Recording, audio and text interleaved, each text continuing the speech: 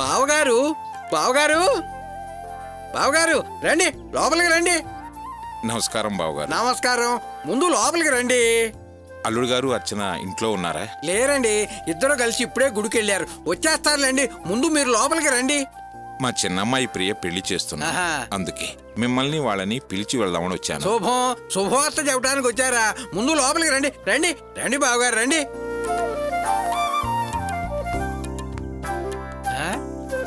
ఏంటి బావగారు లోపలికి రావడానికి వెనక ముందు ఆడుతున్నారు? రండి లోపలికి రండి, కూర్చుని మాట్లాడుకుందాం. రండి రండి రండి బావగారు రండి. రండి కూర్చున్నాను రండి.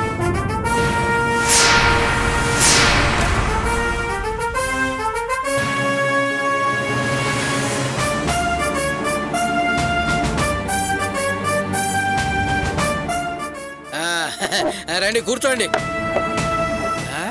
ఏంటి అలా చూస్తున్నారు? చెల్లెమ్మ ఇప్పుడే వచ్చింది, వెనకాల మీరు వచ్చారు. రండి కూర్చోండి.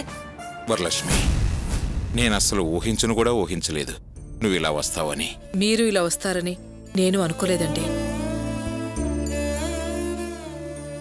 వరలక్ష్మి, ప్రియ పెళ్లికి అర్చనని అల్లుడు గారిని పిలవద్దనే నిర్ణయం నా మనసుకు అంతగా నచ్చలేదు.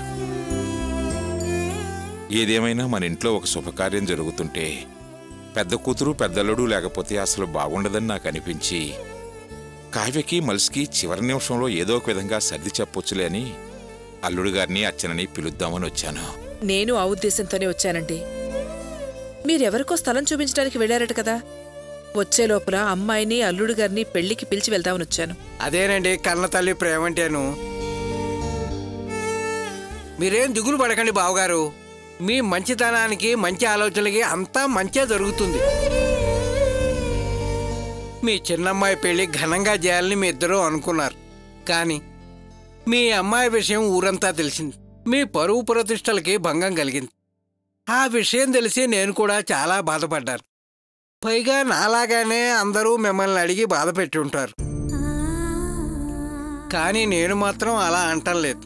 నా మనసులో బాధ చెప్పుకున్నాను అంతే. మిమ్మల్ని మేము ఎందుకలా అనుకుంటామండి? మీ మనసు మాకు తెలుసు కదా.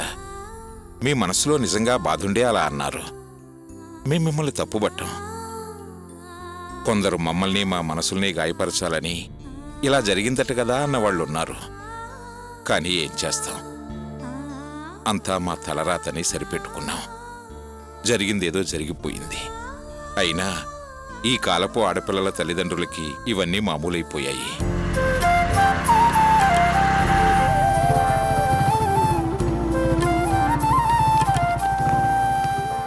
అదిగో బైక్ వచ్చినట్టుంది. గోపి వచ్చాడు, ఉండండి నేను తీసుకొస్తాను. అర్చన, నేను షెడ్కి వెళ్ళొస్తాను. గోపి ఎక్కడికి వెళ్తున్నావురా? నీకోసం అందరూ వెయిట్ చేస్తుంటే. అదేంటన్నా, నాకు షెడ్లో చాలా పనులున్నాయి, నేను వెళ్ళాలి. పనులు ఎప్పుడూ ఉండేవేలేరా, లోపల ముఖ్యమైన మనుషులు వచ్చారు. ఎవరు మావయ్య అంత ముఖ్యమైన మనుషులు? నువ్వేంటమ్మా బయట నిలబడి ప్రశ్నలు వేస్తావు? లోపలికి వచ్చి చూస్తే నీకే తెలుస్తుంది. ముందు లోపలికి రండి. నువ్వు దిగరా, రా రామ్మా రా రా రండి రండి రండి. ఎవరొచ్చారో చూడండి.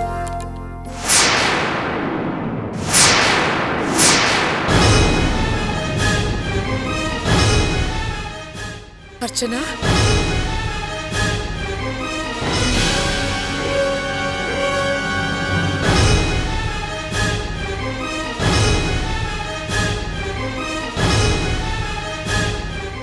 జాగ్రత్త.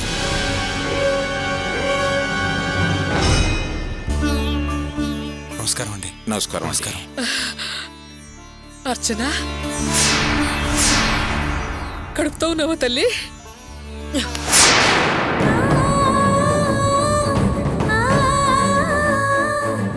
ఎవరు మీరు? ఏ మొహం పెట్టుకొని ఈ ఇంటి గడప దాటి లోపలికొచ్చారు?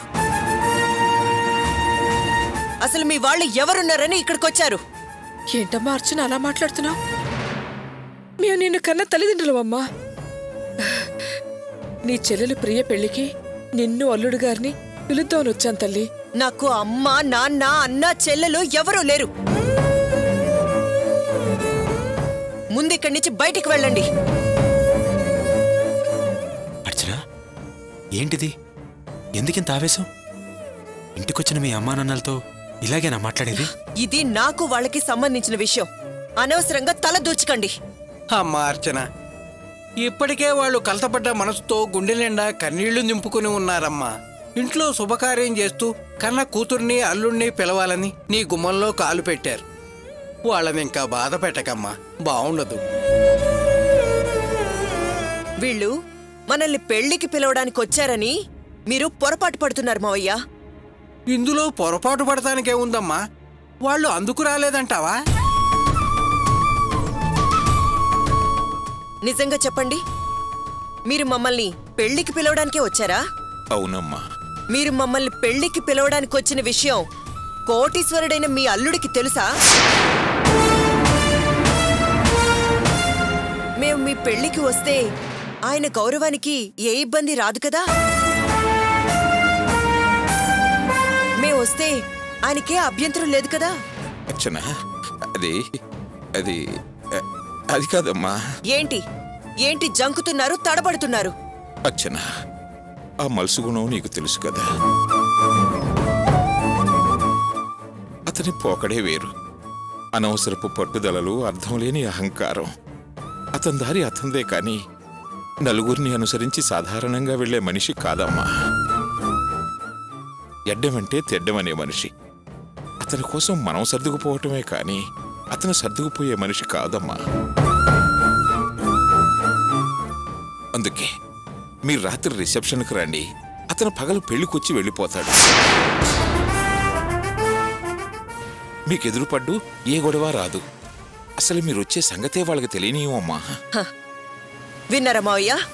బాగా విన్నారా? దొంగతనంగా రాత్రిపూట పెళ్లికి వెళ్లాలంట, వెళ్ళినట్టు తెలియకూడదంట. ఆ అల్లుడికి తెలియనివ్వరంట. ఇలా దొడ్డిదారిలో వెళ్లి దొంగతనంగా వెళ్లి రావడం మాకవసరమా? ఇదేనా మీరు మాకిచ్చే గౌరవ మర్యాదలు?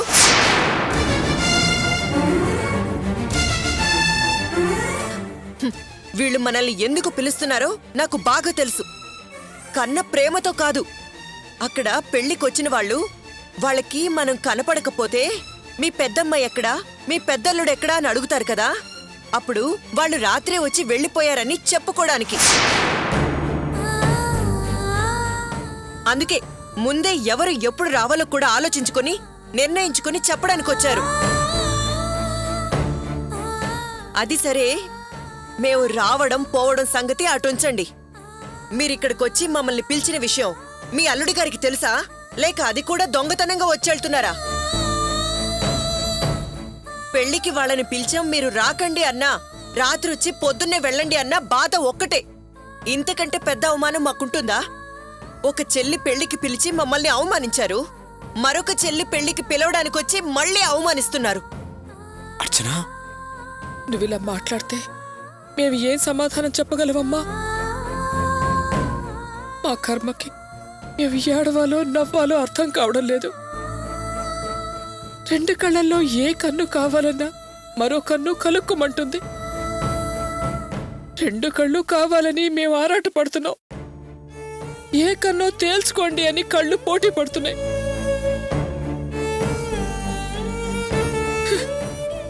కళ్ళుంటే కూడా గుడ్డితనంతో అలమటించే పరిస్థితి అయిపోయిందమ్మా మాది. అన్నీ తెలిసి మమ్మల్ని ఇలా ప్రశ్నిస్తే మేము ఏం చెప్పగలమమ్మా?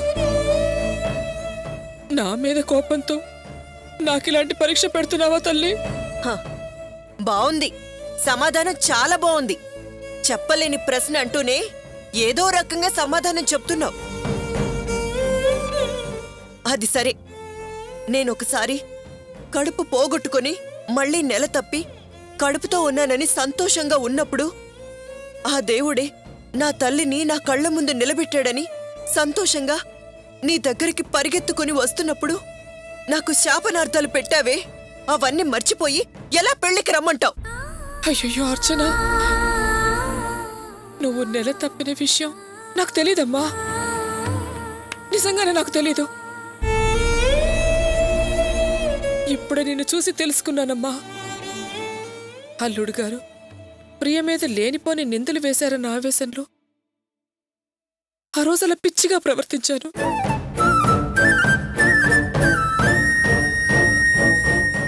చాలా పెద్ద తప్పు చేశాను తల్లి. నన్ను క్షమించమ్మా.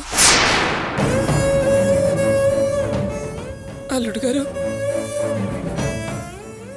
నన్ను క్షమించండి. అయ్యో, ఏంటండి మీరు నన్ను క్షమించమని అడుగుతున్నారేంటి?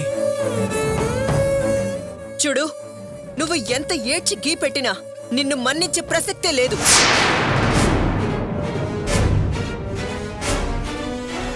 మర్యాదగా ఇక్కడి నుంచి బయటికి వెళ్ళండి. మరోసారి ఏదో ఒక వంక చెప్పి ఈ గుమ్మల్లోకి అడుగు పెట్టాలని అనుకోకండి. వెళ్ళండి.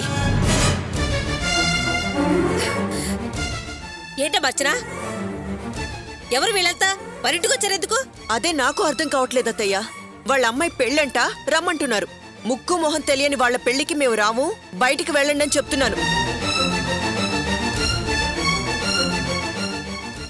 అమ్మా, మన 2 కుటుంబాల మధ్య వందుండొచ్చు. దయచేసి అవన్నీ మనసులో పెట్టుకోకండి. మా 3వ అమ్మాయి ప్రియ పెళ్లి. సాంప్రదాయం ప్రకారం వియ్యాల వారిని పిలుద్దామని వచ్చాం. మీ 2వ అమ్మాయి పెళ్లికే ఇలా సాంప్రదాయంగా పిలిచి నా కొడుక్కి, నా కోడలికి, మా ఆయనకి గొప్ప మర్యాద చేసి పంపించారుగా. అప్పటి మర్యాదలు తలుచుకొని మేము ఇప్పటికీ ఉబ్బి తబ్బిబ్బైపోతున్నాము. మళ్ళీ ఈ పెళ్లికొస్తే మేము తట్టుకోగలమా? అయినా అంత గొప్ప మర్యాదలు మర్చిపోయి మళ్ళీ ఈ పెళ్లికి మేము ఎలా వస్తామనుకున్నారు? ఏ సాంప్రదాయం గొప్పింటి అల్లుడు వచ్చేసరికి పాత అల్లుడు పనికి రాకుండా పోయాడు. పెళ్లిలో అందరి ముందు మెడపట్టుకుని బయటికి గెట్టేశారు. మళ్ళీ మెళ్ళ పట్టించుకునే ఓపిక మాకు లేదమ్మా. మర్యాదగా బయటికి వెళ్ళండి. భాగ్యం, అర్చన అంటే చిన్నపిల్ల, వాళ్ళ బాధను అర్థం చేసుకోకపోవచ్చు. తెలిసి తెలియకుండా ఓ మాట అనొచ్చు. నువ్వు అలాగా మాట్లాడితే అలా కొంచెం పెద్దతనంగా మాట్లాడవే. నువ్వు నోరు మూసుకోవయ్యా, నీకేం తెలీదు. ఏం జరిగినా మగాళ్ళు మీరు మర్చిపోతారు. ఆడవాళ్ళం అంత తేలిగ్గా అవమానాలు మర్చిపోలేవు. ఆ రోజు జరిగింది తప్పే, క్షమించమని అడుగుతున్నాను. ఏమైనా నా కూతురు కాకుండా పోతుందా? నేను తల్లిని కాకుండా పోతానా? వద్దు, ఆ మాట అనొద్దు. నువ్వు ఏం చెప్పినా నేను సమాధాన పడను. దయచేసి ఇక్కడి నుంచి బయటకు వెళ్ళండి.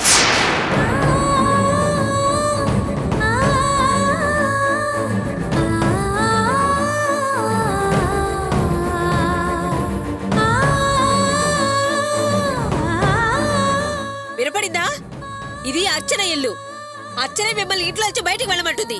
ఇంకా నిలబడ్డారే? వెళ్ళండి.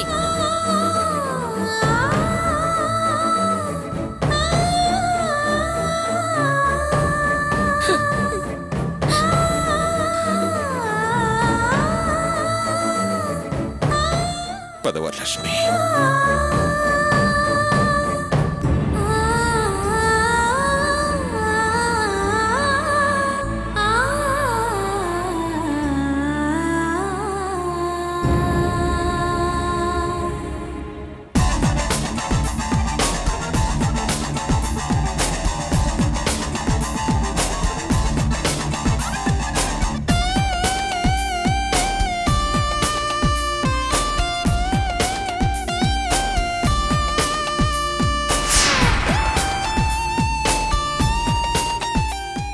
Just a minute.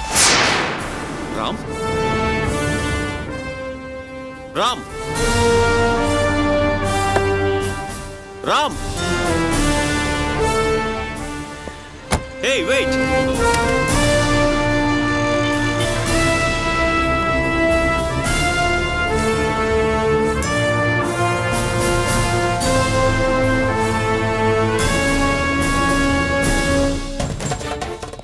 Ram! Ram! Ram! Ram! Hey, Ram! Wait! Hey, Ram! What happened? Shit! ఏంటి ఇలా పరిగెడుతున్నాడు?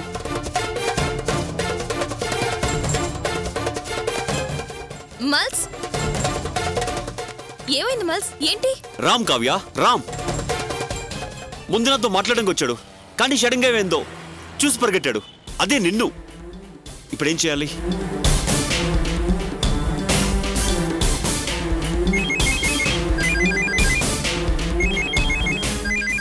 సార్ నమస్తే సార్. మిస్టర్ శంకర్, రాముని వెతకడం ఎంతవరకు వచ్చింది? ట్రై చేస్తున్నాను sir. What try mister Shankar?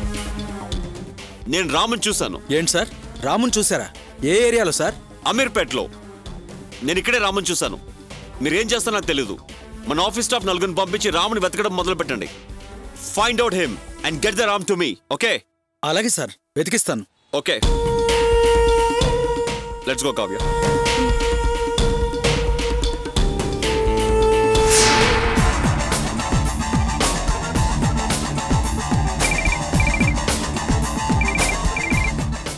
చెప్పరా మామ, అంతా ఓకేనా? అంతా ఓకేరా. అంతా నా ప్లాన్ ప్రకారమే వర్కౌట్ అయింది. ప్లాన్ వేసింది నా మాస్టర్ మైండ్ రా. తేడా వచ్చే ప్రసక్తే లేదు. కావాలనే మల్స్ కంట్లో పడ్డాను. వాడు ఆరాటపడి నన్ను పిలిచాడు. వాడు పిలుపు విన్నట్టే విని వాణ్ణి కలవటానికి మూవ్ అయినట్టే అయ్యి కావ్య కనిపించగానే ఆగి వెనక్కి తిరిగి పారిపోయొచ్చాను.